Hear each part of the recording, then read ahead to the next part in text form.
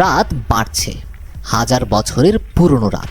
ঢাকার কূটনৈতিক পাড়ায় আলো জ্বলছে এখনও। রাষ্ট্রীয় অতিথি ভবন যমুনা।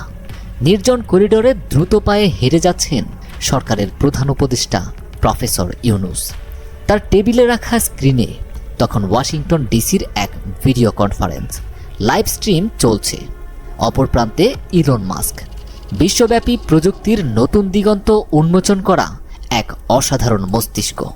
খবরগুলোতে আভাস আছে স্টারলিংক স্যাটেলাইট ইন্টারনেট নিয়ে আলোচনা চলছে, কিন্তু এর গভীরে রয়েছে আরও বড় এক রাজনৈতিক বাস্তবতা। ট্রাম্প প্রশাসনের সাথে বাংলাদেশের সম্পর্কের নতুন সমীকরণ। ট্রাম্প প্রশাসন দায়িত্ব নেওয়ার পর থেকেই বাংলাদেশ ও যুক্তরাষ্ট্রের সম্পর্ক নিয়ে অনেক আলোচনা হয়েছিল। ট্রাম্পের অভিবাসন নীতি, দক্ষিণ এশিয়ায় কৌশলগত পরিবর্তন, ভারত ও চীনের সাথে যুক্তরাষ্ট্রের নতুন সমীকরণ, সবকিছু নিয়েই সংশয় ছিল। প্রতিবেশী দেশের গণমাধ্যমে নানা রকম গুজবও ছড়ানো হচ্ছিল, যেখানে দাবি করা হচ্ছিল যে বাংলাদেশ যুক্তরাষ্ট্রের নতুন নীতিতে গুরুত্ব হারাতে পারে, কিন্তু বাস্তবতা সম্পূর্ণ উল্টো।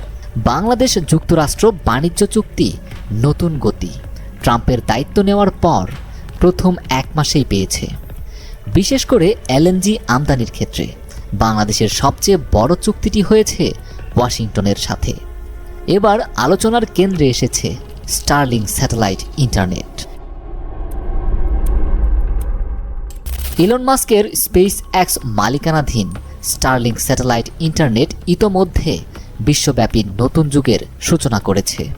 দূরবর্তী ও দুর্গম এলাকায় দ্রুতগতির ইন্টারনেট পৌঁছে দিতে এটি এক অগ্রণী প্রযুক্তি।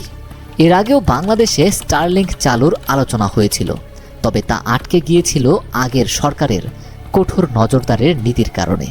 কিন্তু এবার দৃশ্যপট বদলেছে। নতুন সরকারের প্রধান উপদেষ্টা ডক্টর মোহাম্মদ ইউনূস সরাসরি ইলন মাস্কের সাথে আলোচনায় বসেছেন এবং ইতিবাচক